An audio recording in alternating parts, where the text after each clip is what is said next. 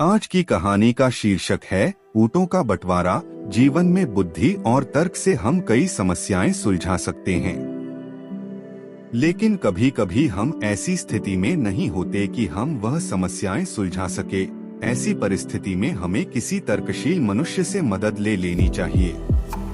एक बार की बात है, एक वृद्ध व्यक्ति अपने जीवन की अंतिम सांस ले रहा था। इसलिए उसने अपने दोनों बच्चों और नौकर को बुलाया। उनका एक बेटा था और एक बेटी थी।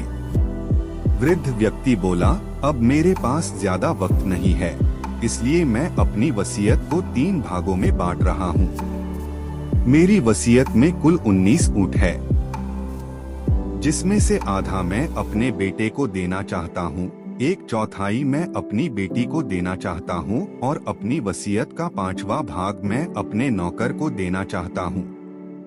ऐसा कहते ही उस वृद्ध की मृत्यु हो गई। उनके बच्चों और नौकर को उनकी मृत्यु का बहुत दुख हुआ।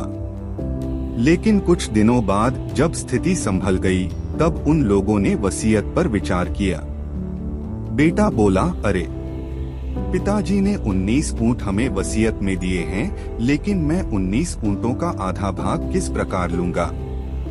बेटी बोली, मुझे 1/4 भाग मिला है, वह भी करना मुश्किल है। नौकर बोला, और 19 ऊँटों का 5वां भाग मुझे कैसे मिलेगा। वह तीनों समझ नहीं पा रहे थे कि वह इस वसीयत का बंटवारा किस तरह करें। आसपास वालों उन्हें सलाह देने लगे। किसी ने कहा कि तुम आपस में अपने बंटवारे को कम ज्यादा कर लो, वसीयत सबको मिल जाएगी।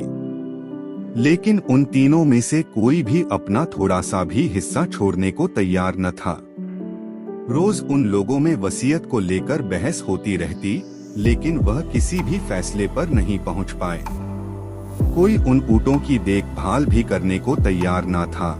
उनका कहना था कि जब हमें पता ही नहीं कि कितने ऊँट हमारे हिस्से के हैं, तो हम क्यों उनकी देखभाल करें। एक बार एक गांव का व्यक्ति उनके पास आकर बोला, अरे इतना वक्त बीत गया, लेकिन तुम तीनों में वसीयत को लेकर फैसला नहीं हो पाया। तुम लोगों की वजह से उन ऊँटों को कितना कष्ट हो रहा है। बेटा बोला, हाँ, पर क्या करें, हमें तो समझ नहीं आ रहा है इन ऊँटों को हम कैसे बांटे। व्यक्ति बोला, मैं एक ऐसे बुद्धिमान व्यक्ति को जानता हूँ जो कि तुम्हारी समस्या का समाधान कर सकता है।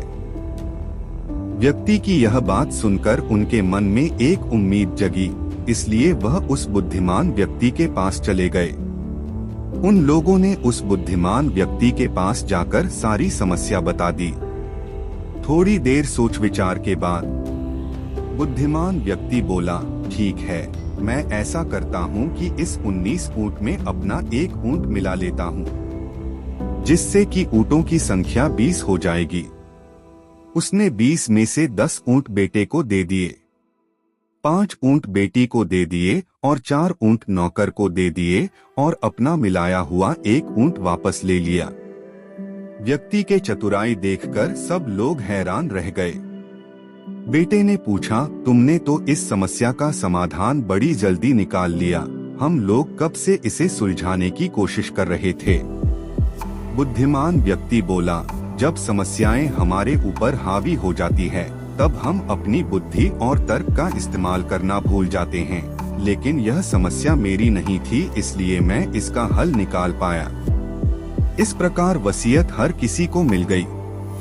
इस कहानी से हमें यह शिक्षा मिलती है कि बुद्धि और तर्क से मनुष्य जटिल से जटिल समस्या का भी समाधान निकाल सकता है, लेकिन जब व्यक्ति समस्या में ही उलझ जाता है, उस वक्त हमारा तर्क और बुद्धि काम करना बंद कर देते हैं। ऐसी स्थिति में हमें किसी बुद्धिमान व्यक्ति की सहायता लेनी चाहिए। हेलो दोस्तों, उम्मीद है कि आपको ये स्टोरी अच्छी लगी होगी।